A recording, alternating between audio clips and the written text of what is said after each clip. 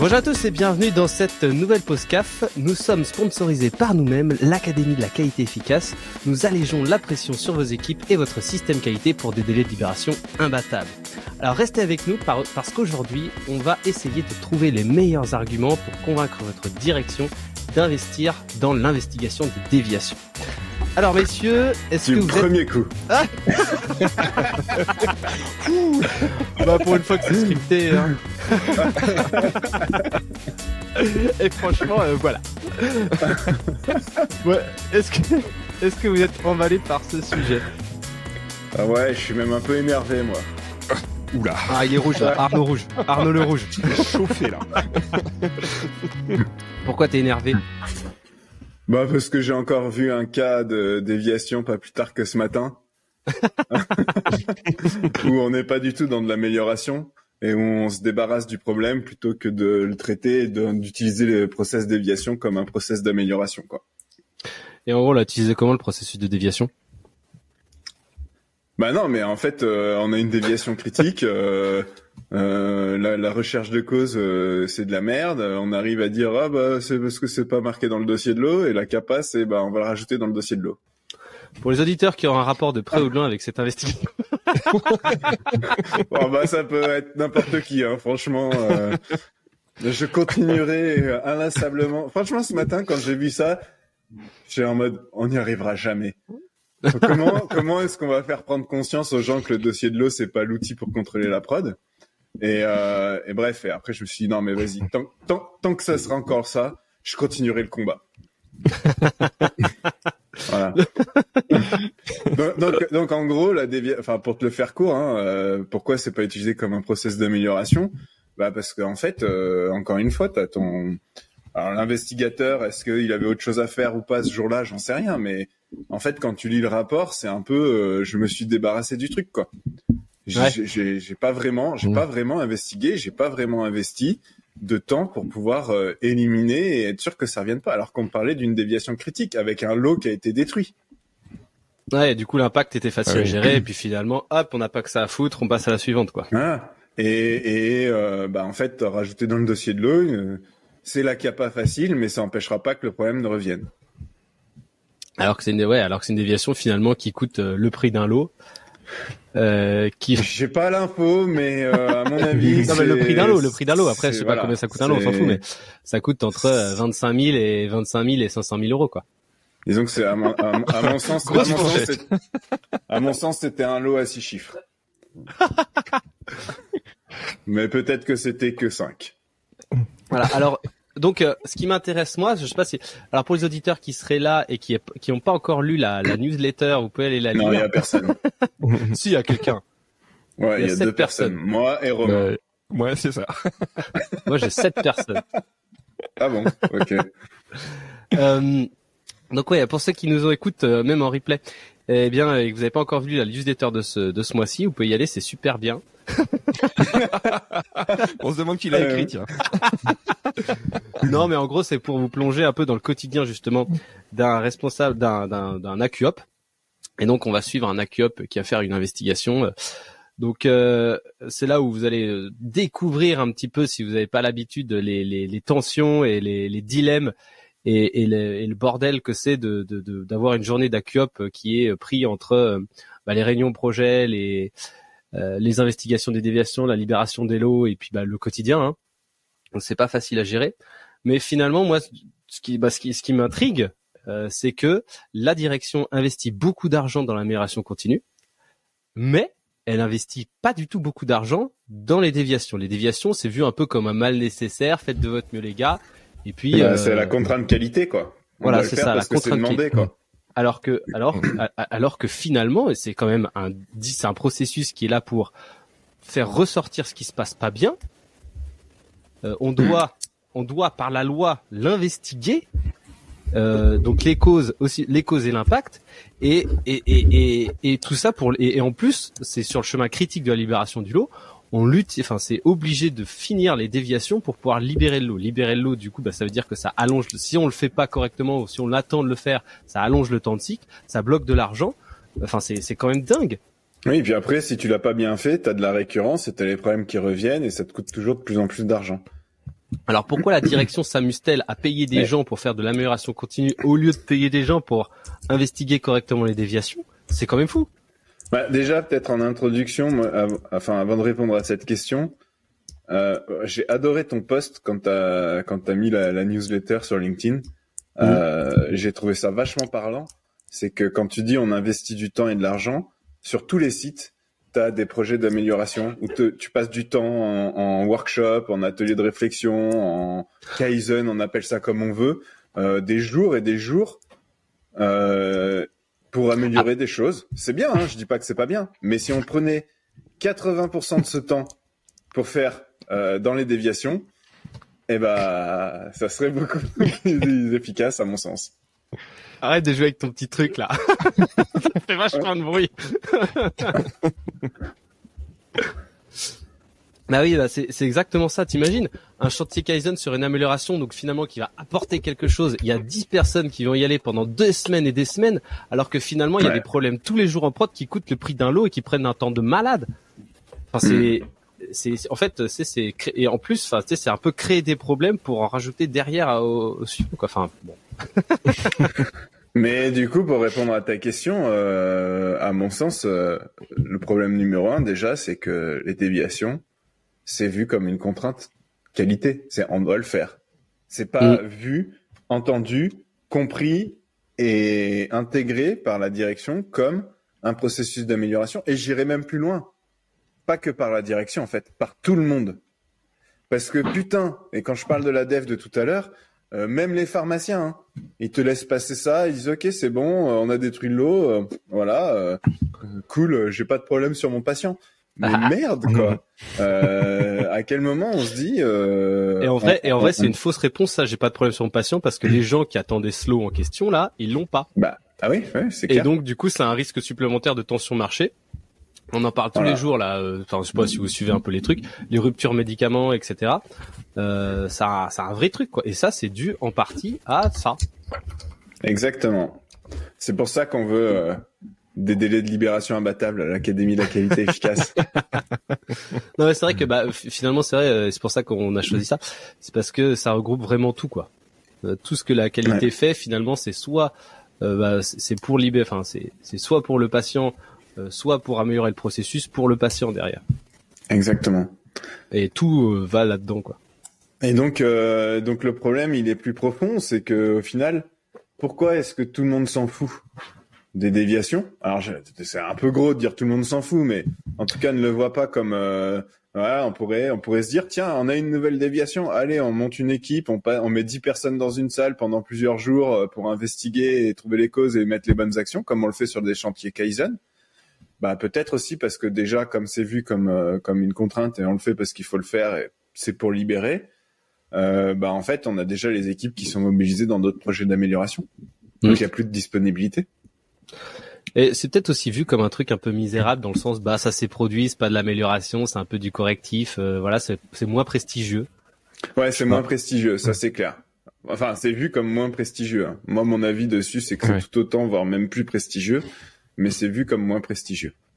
Parce que déjà en plus c'est pas pour améliorer un truc qui a peut-être une chance de se passer, c'est améliorer un truc qui a une chance de se passer parce que ça s'est passé.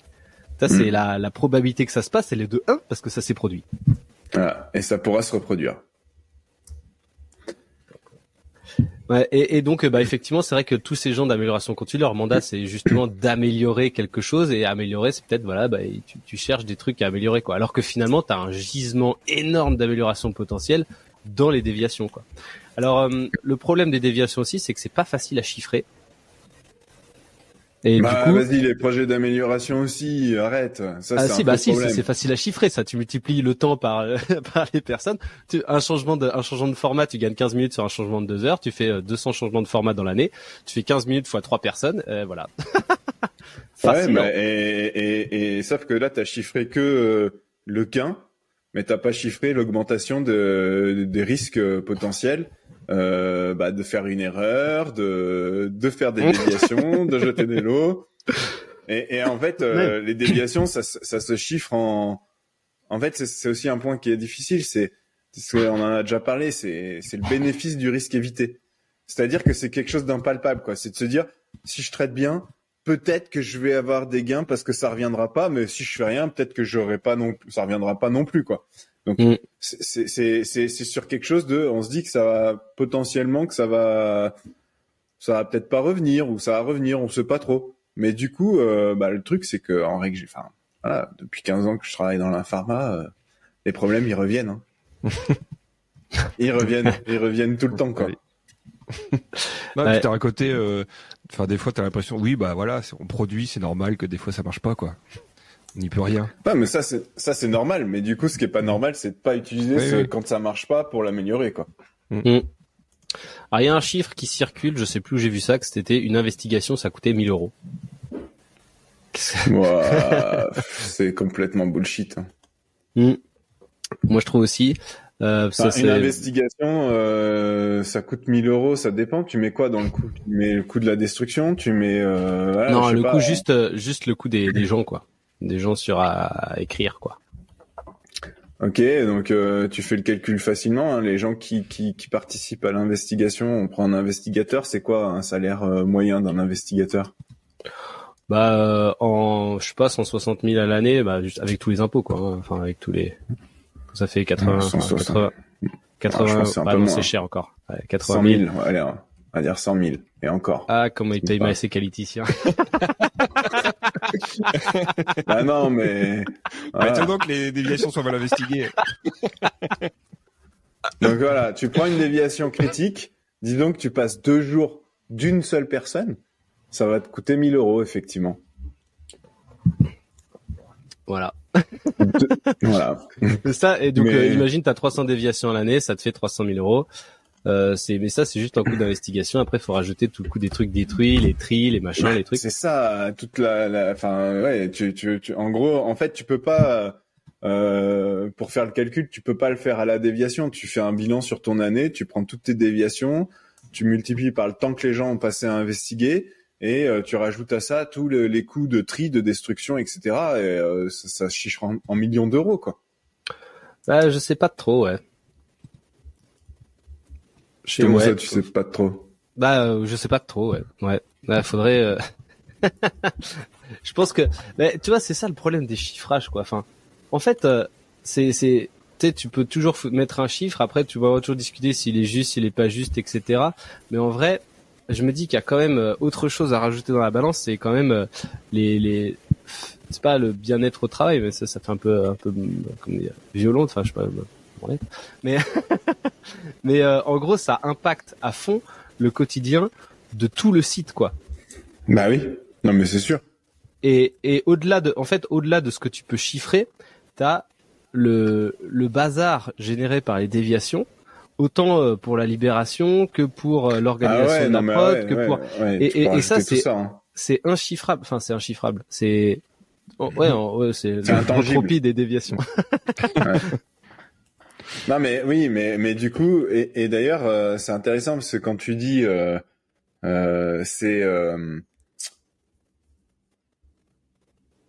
déviations. Il y a ce côté, tout à l'heure, tu disais, c'est moins prestigieux. Et effectivement, tu demandes, il y a pas, je crois que c'était en début de semaine, j'ai un client là qui me disait, ah ouais, il y a tel pharmacien qui participe au projet d'amélioration, machin. Il est trop motivé. Alors par contre, sur la déviation, ça le casse les pieds. Parce que participer à un projet d'amélioration, ça te fait briller, ça te fait, t'es vu comme quelqu'un de compétent. Voilà. Et qui a été sélectionné parmi d'autres. Alors que les déviations, t'es vu comme celui qui va appuyer sur le bouton à la fin, quoi. Ouais, c'est ça. Ouais. Sur qui on tape sur les doigts parce que le bouton il est pas appuyé assez vite. Ouais, j'allais dire, c'est sur qui on va râler tout le temps parce que ouais, exactement. Ouais. Mais et finalement, mais on n'arrive pas. Hein. Enfin, moi je trouve on n'arrive toujours pas à rendre ça. En fait, il faudrait reprendre la définition de fonction et le processus de déviation à la base, finalement, pour le mettre au centre des priorités de l'entreprise, autant que finalement l'amélioration continue de ses projets, quoi. Même, en fait, remplacer l'amélioration continue de ses projets par l'investigation des déviations. Et je suis sûr que toutes les entreprises pharmaceutiques, ils gagneraient à faire ça. Mais tu sais, enfin, j'ai l'impression d'être revenu 6 ans en arrière quand on discutait jusqu'à 8 heures du soir là de ça en fait. Mais sauf que bah en fait là où c'est un peu frustrant de se dire bah tiens il y a 6 ans en arrière on parlait déjà de ça, c'est que comme tu dis on n'arrive pas en fait. On n'arrive pas à faire prendre conscience les gens de ça parce que ça reste vu comme une contrainte et je pense que malgré tout ça restera toujours vu comme une contrainte quoi. Et jamais comme un processus d'amélioration. Est-ce que tu penses, parce que très bien, on avait reçu Benoît Krichel là qui était dans le podcast, qui lui finalement deal avec des entreprises où c'est pas obligatoire. Est-ce que le fait qu'en pharma l'investigation des déviations soit obligatoire, écrit dans les textes, fait que justement ça a contribué à la déchéance du processus? C'est peut-être pas le fait que ça soit obligatoire écrit dans les textes, c'est plutôt le fait de la manière dont c'est écrit dans les textes et aussi dont on interprète les textes. Où aujourd'hui, je suis désolé, je vais le résumer comme ça, mais en gros, la majorité de l'interprétation des PPF, c'est il faut tracer quoi. On fait des déviations parce qu'il faut tracer ce qu'on a fait plus que parce qu'il faut éviter que ça revienne. C'est pas écrit comme ça dans les textes, hein, mais c'est l'interprétation générale qu'il y a autour de ces textes, quoi. C'est la qualité, c'est de la traçabilité finalement. Et d'ailleurs, je sais plus, hein, une fois j'avais vu un post sur LinkedIn où c'était ça, quoi. C'est on parlait de data integrity, c'est la colonne vertébrale du système qualité. C'est un des éléments. Je suis pas très non, mais je dis pas que c'est pas bien la data integrity, loin de là. Mais par contre, pour moi, la colonne vertébrale du système qualité, elle est pas là, quoi. On est là pour faire en sorte que ça s'améliore. On est là pour faire en sorte que ça fonctionne. Et c'est pas par la data integrity qu'on va s'assurer que les mecs sur le terrain, ils font bien leur job, quoi. C'est vrai. Non, mais voilà. Donc, de dire que c'est la colonne vertébrale, ça me gêne un peu. Et du coup, voilà. Donc, en fait, on voit la qualité comme un mal nécessaire. Et putain, j'ai pas la solution, quoi. J'ai pas la solution. Alors après, peut-être que si on réfléchissait sur la performance d'une usine pharmaceutique en termes de bond du premier coup, plutôt que en termes de coût de la MOD, coût de ceci, coût de cela, peut-être que effectivement les déviations auraient une bien meilleure notoriété dans l'usine, quoi, parce que ça participe grandement à réduire les erreurs et donc améliorer le bond du premier coup, quoi. Bah, alors moi je vais peut-être éclairer ta journée. Je vais peut-être éclairer ta journée avec, déjà, on a développé ce nouvel outil qui permet justement de décomposer le temps de cycle en différents, en plusieurs étapes. Et dans cette décomposition, on peut dégager le temps de cycle des lots qui sont affectés par les déviations. Et on trouve fatalement que les déviations affectent le temps de cycle, forcément. Et quand on sait que dans beaucoup de sites, il y a au moins une déviation par lot, et c'est quand même assez intéressant de voir que tu peux allonger ton temps de cycle et la variabilité surtout de ton temps de cycle à cause des déviations et de quasiment de 25% voire plus, quoi. Ouais, bien sûr, 25% de ton temps de cycle en plus, c'est colossal. Sachant que si tu mets, finalement ça marche pas vraiment comme ça, mais si tu mets tout bout à bout, si tu perds sur 25% de tes lots, une dizaine de jours à l'année, ça fait énormément d'argent, quoi.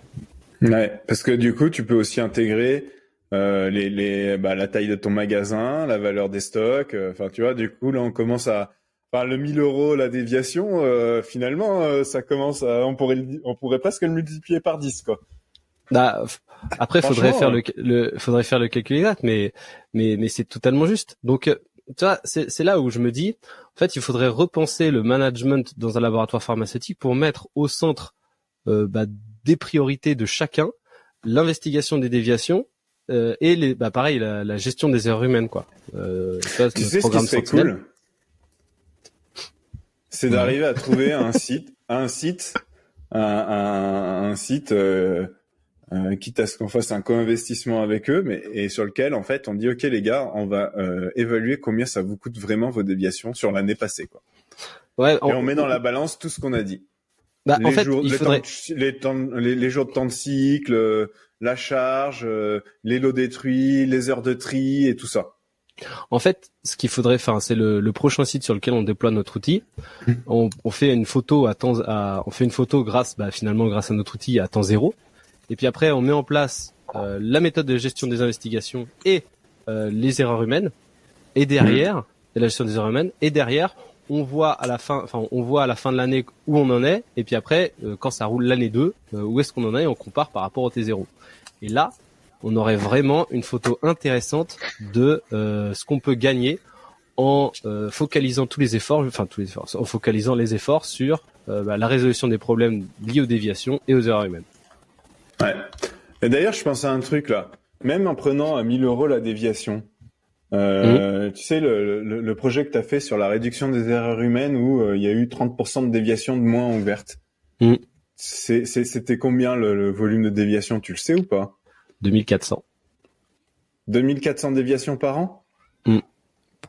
Ah ouais, donc en gros, ça fait tu fais 720 000 € de gagné, quoi. Théorique, ouais. Putain. Là... Mais ça, tu peux pas le voir. Et c'est ça qu'on doit facturer, en fait. Putain. Mais c'est ça qui est intéressant, c'est que cet argent-là, en fait, il est pas sur le compte après. Non, bien sûr. Mais c'est que la nature. La nature n'est non mais si c'est pas ça. La nature n'aimant pas le vide, les gens qui ont fait des investigations font autre chose maintenant. Oui, mais du coup, t'as pas gagné 1 000 € par personne par déviation sur l'année. Du coup, finalement, t'as rien vu, quoi. Les gens, ils font d'autres trucs. Oui, et tu vas pas ils ont gagné, ils ont certainement gagné un peu de temps. Tu vas gagner en maîtrise, peut-être. Tu gagnes aussi en tantique, peut-être tu gagnes en maîtrise, parce que le temps qui est plus utilisé pour des devs, tu peux l'utiliser sur d'autres choses qui sont plus pertinents aussi. Ouais, mais c'est clair. 720 000 € sur le terrain, faire des. Mais encore une fois, c'est pas des choses, quoi. Enfin, ça, c'est ça qui est difficile à chiffrer. C'est de voir ta direction. Bah voilà, on a gagné 700 000 €. Ils sont où? Enfin, peut-être tu peux pas les avoir. Où est-ce qu'on les investit? Où est-ce que vous signez? Non, tu vois. Par contre, de dire que voilà, les gens qui investiguaient maintenant, ils passent peut-être plus de temps sur le terrain, ou alors ils sont tous à glander sur ChatGPT. Oui, mais du coup, le bonheur au travail s'augmente et du coup, t'as moins de turnover. Voilà. Non, mais moi, je suis pas d'accord. Tu peux pas dire, t'as 700 déviations en moins, c'est 720 000 € estimés parce que le coût d'une déviation, c'est 1 000 €. C'est dire, ok, bah voilà, vous avez 700 000 € qui sont mieux utilisés sur votre site. On sait pas dire à quoi. Voilà, qui sont mieux utilisés. Qui sont plus utilisés pour ça, quoi. Bah, c'est quand même pas mal. Bah oui, c'est clair. Mais après, du coup, c'était sur une période de 6 mois, hein, donc c'est pas exactement ça. Ouais, bon, ok. La mesure a été que sur 6 mois. Ok. Mais bon, néanmoins, ça peut vous aider dans vos projets. Justement, ce raisonnement peut-être effectivement donner un peu plus de grain à moudre. Et en fait, ce qui est important, c'est toujours la mesure. De toute façon, sans mesure, les gens, vous pouvez vous plaindre autant que vous voulez, genre putain, ça a augmenté, putain, c'est difficile en ce moment. Sans mesure, finalement, personne vous prend vraiment au sérieux. Donc, en faisant un petit peu comme on a fait là, rapidement, on peut arriver à faire des ROI assez intéressants et à montrer qu'est-ce qu'on peut gagner en misant sur les investigations, quoi. Et si vous avez besoin d'outils performants pour évaluer tout ça, contactez-nous. Mais en plus, si on suit le truc sur ton projet là où tu disais tu vas gagner 15 minutes au temps de changement de format, c'est pareil. En fait, ok, c'est facile à estimer, c'est facile à calculer. Mais après, on gagne pas 15 minutes. Mais en vrai, on gagne pas vraiment 15 minutes à chaque changement de format. Les résultats sont différents, donc dire allez, vous avez même proactivement dire on vous fait un projet de réduction des erreurs humaines, moins 30% de déviation, vous avez 500 déviations par an, on va vous faire gagner 100 000. Ça a autant de poids que de dire on va réduire de 15 minutes votre temps de changement de format, on va vous faire gagner 100 000. Je suis désolé, ça a le même non, poids. parce que c'est pas vrai. C'est-à-dire que le changement de format, il impacte la capacité machine. Et si tu gagnes à l'année une journée de capacité machine, ça claque. Non, mais oui, le montant, il est différent. Dans les yeux des financiers. Le montant, il est différent, mais Ouais, enfin bon, la capacité machine, encore une fois. Et tu sais quoi, on en revient au truc, hein, théorie des contraintes. Hein. T'as peut-être moins de coûts, mais si t'as plein de déviations et que tu es toujours pas capable d'augmenter le nombre de lots que tu sors par jour sur ton site, en fait, tu rentres pas plus d'argent, quoi. Si tu augmentes le nombre de lots que tu jettes. Voilà. Ouais, mais c'est là moins cher, mais les destructions ça coûte plus cher. Voilà. On a gagné. Non, mais c'est pour ça aussi. Et tout le monde est plus stressé. C'est là aussi où c'est très pénible avec le TRS, quoi. Le TRS dans l'industrie pharmaceutique, c'est toujours faux. Parce que du coup, tu fais un truc, 90% de TRS un jour, bah finalement, tu tapes, avec la test de stérilité ou les différents trucs du sécu, mince. Enfin, c'est jamais ça a été le problème, mais bon. Il y a une déviation, finalement, on est obligé de jeter un paquet du lot ou tout le lot. Bah, finalement, c'est beaucoup plus tard que tu l'apprends et personne ne revient jamais sur les 90% de TRS. Alors, tu le reviens à l'année. Mais c'est marrant. J'avais fait une vidéo là-dessus, sur YouTube, sur notre chaîne YouTube, il y a 5 ou 6 ans, j'ai fait une vidéo sur pourquoi le TRS c'était de la merde. C'était le titre, si on l'a retrouvé. Non, mais je me rappelle plus exactement le nom. Et du coup, le débit de l'étape, ça serait pas un indicateur un peu plus intéressant? Ah bah si. Ah mais si. Ah mais si. Bah si. Non mais forcément, le débit de l'étape, c'est à mon sens.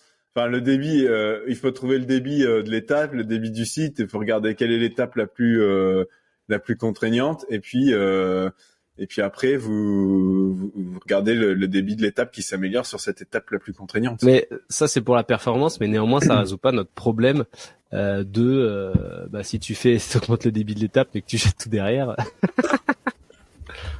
Mais non, mais parce que ça veut dire que ton étape contraignante, ça sera pas celle-là. Faut regarder le débit à la fin du site. Alors pour info, la vidéo, c'est top 5 des raisons pour porter moins d'intérêt au TRS. La numéro 2 va vous intriguer. Là, je la pense dans le topito.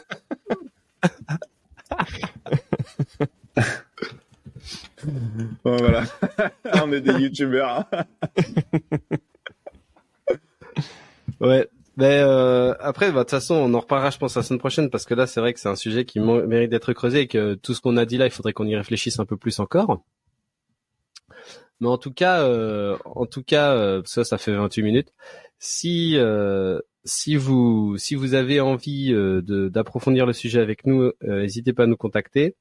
Comme on disait tout à l'heure, on a développé un outil qui permet de se brancher à l'ERP et au QMS pour combiner et analyser les données et finalement vous donner le débit à chaque étape et pour pouvoir vraiment visualiser finement le temps de cycle et pouvoir travailler et sur sa variabilité et sur sa réduction aux étapes où il faut, quoi, au lieu de taper un peu au pif. Là, ça vous permet vraiment de visualiser ça correctement. Bah, ça serait bien que du coup, quand je pense qu'on va en parler un peu de tout ça. On avait travaillé, tu sais, je suis retombé il y a pas longtemps sur un truc qu'on avait fait il y a 5 ans, je crois, sur la culture du bon du premier coup. Et justement, parce que en fait, il se passe un truc aussi dans l'amélioration continue. Alors, j'ai rien contre les démarches lean, hein, mais toutes ces formations green belt, yellow belt, blablabla, gna gna gna. Pourquoi est-ce qu'on pousse pas ça pour faire aussi une approche un peu pareille sur l'amélioration continue dans la qualité, en fait? En fait, tu veux dire appliquer les belts à la qualité au lieu de l'appliquer aux machines? Ouais. Parce que la philosophie marcherait, mais en fait, finalement, c'est pas ça. C'est pas un truc important normalement, ça. Bah si, c'est important. Non, ce que je veux dire, c'est dans les autres industries, les gens qui enseignent le lean, finalement, ils viennent souvent de l'automobile, etc. Et finalement, ils ont une vision biaisée de ce que c'est l'industrie pharmaceutique. Et on encourage les gens à aller directement attaquer l'outil industriel par rapport à l'outil administratif, quoi. C'est pour ça, un dossier de l'eau, ça fait exploser les cerveaux des gens qui viennent de l'automobile, quoi. Ouais, c'est clair.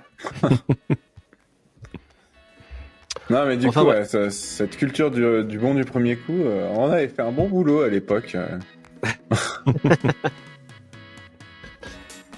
Enfin bon, voilà. En tout cas, merci à tous de nous suivre. On revient la semaine prochaine. Ah, peut-être pas. Ah non, c'est pas encore les vacances. Donc on revient la semaine prochaine pour un nouvel épisode.